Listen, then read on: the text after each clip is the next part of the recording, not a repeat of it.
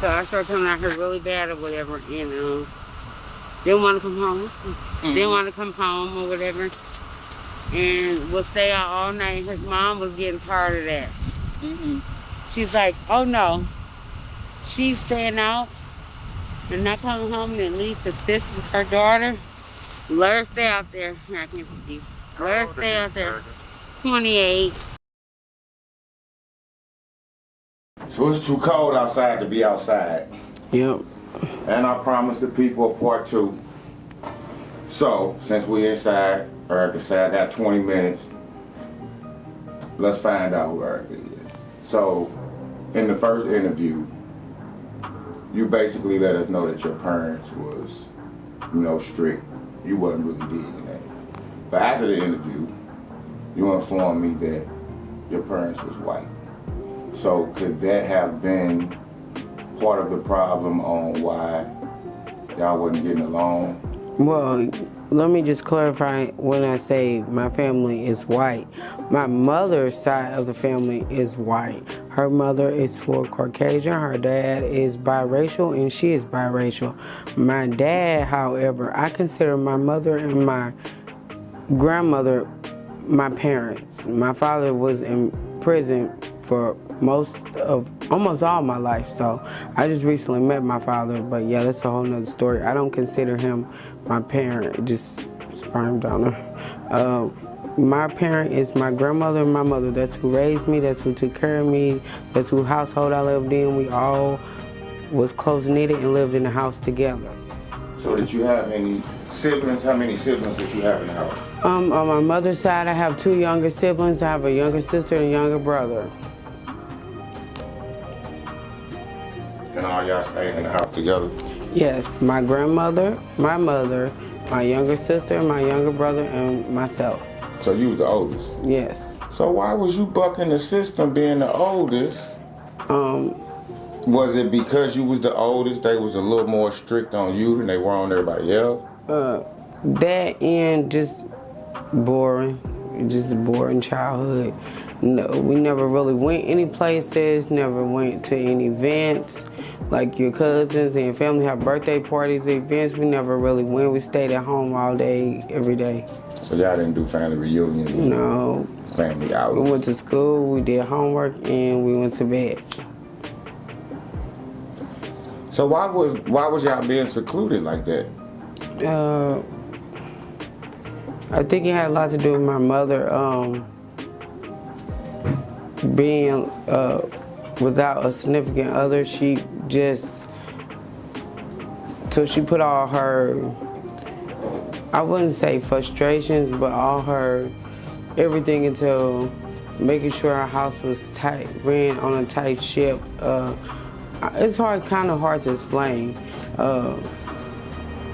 My mother really didn't have anything else to do besides be at home. And when she was at home, everything had to be in order because she had like a compulsive OCD. So everything had to be ran a certain way, did a certain way, cleaned a certain way, and that's just how it was.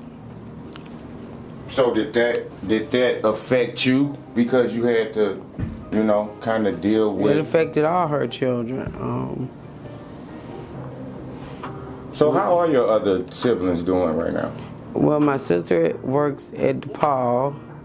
She's a nurse, and I have no idea about my younger brother. I haven't talked to him in years. But yeah, my sister is a nurse at DePaul, my younger sister on my mother's side. As far as my younger brother on my mother's side, that is unknown. I have not spoken to him in almost 10 years. And how does that feel, not being able to? Kind of makes me a little wary, because I heard he was kind of a wild card, maybe from things that he was exposed to. Like once I got off into being very rebellious, and I started getting of age where I started getting off into my substance abuse, he was exposed to that a little bit, seeing me here and there looking like this and looking like that, and hearing things maybe that could have affected him. So I get a little wary sometimes. And then other times, I kind of try to stay positive. So, understanding the family structure now, we can kind of fast forward to the baby's father because we know that was basically the same structure. Let's skip past that now and let's get to the part of, basically when I met you. Okay. Because I've known you now, probably going on 5 years. Met you right at the height of the pandemic. So during that time, I saw you living this life. How is that really affecting you? Knowing basically that you outside, you know what I mean? It's getting worse. The times are getting harder. Everything, the cost of living is going up. People are starting to really live pretty much in poverty, whether you believe it or not. The people on the streets, it used to be where they could live under a bridge. It's too cold for that. As of right now, I'm staying in a vacant building it is colder in there than it is outside. We have mattresses, but you have to be careful. They might have bed bugs. Everybody don't live the same. Everybody ain't clean. It's hard to shower. It's like I said, it's getting harder. Times are getting rougher, and the expenses of living are going up. You can't afford it. The substance abuse thing, you can barely afford that, and then you call yourself, hustling, doing what you're doing with the Johns, and that's not paying anything. It's really getting bad. I would say we definitely in our last days because the world is just coming to something. It's real bad. So, your safety, how do you feel about your safety in those situations? Well, I'm already been diagnosed schizophrenic paranoid. So, I get really, really paranoid doing which I don't even know why I do. It's a waste of money. I really get scared because it makes me really think like, okay, I'm around all these other drug addicts. How can some people can't handle being on? Will they kill me to get high? Did they kill somebody or rob somebody, steal something from somebody? Somebody gonna kick in the back door door, kill everybody in here because they looking for one person. If I owe this dope man, or are they gonna tell them I'm in here? And, just things like that. So it really makes me not able to relax at all. So that one fear, why? Get something on credit if you finna have to be running, ducking, and hiding. It's the you enslaved to the.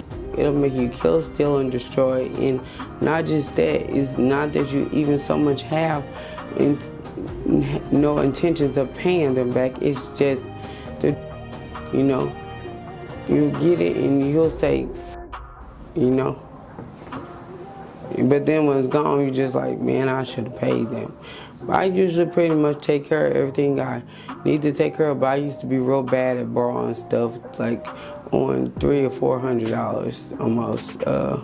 I got better at it. I learned my lesson about that.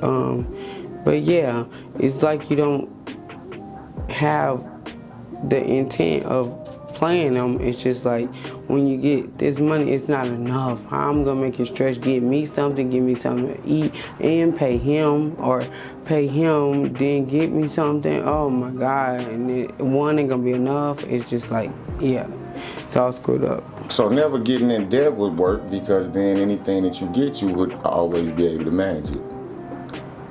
That's true. So, your mouth. That mouth caused you to do 8.5 years. You've had back and forths on the street. What you gonna do about that mouth? Well, the only thing I can do in my case is get off the streets. Then nobody won't have to hear it. But yeah, I'm supposed to be taking medication. I really am diagnosed schizophrenic and paranoid. So yeah, I'm supposed to be taking medication, but I'm not gonna take it if I'm substance abusing. That'd be pointless and make it worse probably. Probably. So you haven't mixed it, period. I know when I take it, I feel okay. I feel too calm sometimes, but then I have to get the dosage cut down because it can make you like a zombie. So why not? Why not? I take Seroquel and Haldol. Why not choose? Why not choose the healthy option over the?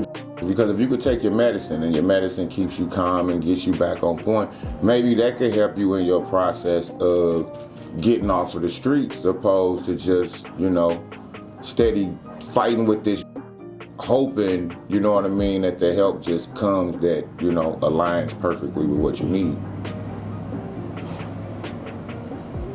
Because it'll happen when it's time, it'll happen. It sounds crazy, but Yeah, because last time you said you was ready.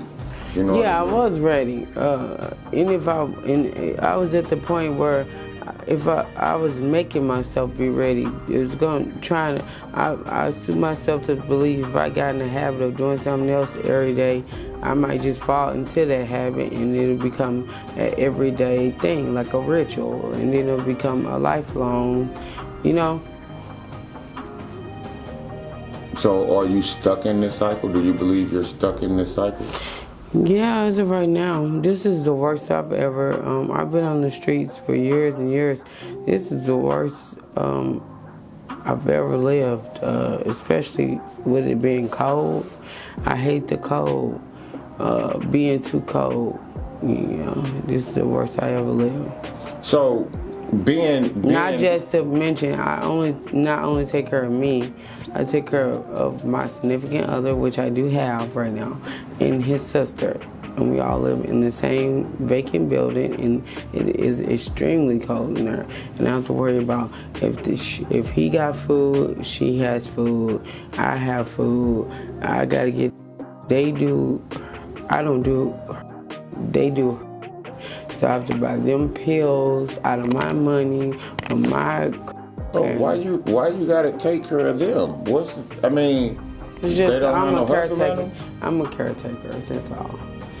He works for somebody that hustles, so you know how that goes. Lord, jobs here and there, like, you know, and then pay you most. You know, it's not. Where's the money? Right. It's not shit. But it suits him. He's okay with that. And I'm not okay with that. So I don't know how that's going to work out. Erica, you really kind of sound like if we break it down and put this in this simplest format, Erica, you seem like a really decent, genuine person. You know what I mean? Yeah, I take care of everybody practically, not just my guy and his sister. I take care of the couple upstairs too. Damn, taking care of the whole vacant building. Yeah, and I'm the kind of person when I get something, whoever's around, everybody's gonna get something. If I can't do it, then I'll have to go back outside and make something happen and come back and do it all at once. So are you doing that because you want to do it, or just make me feel like I'm doing something good since I'm not living life right? Even though I know giving to people is not good, I'm out here, it makes me feel like I'm helping somewhat.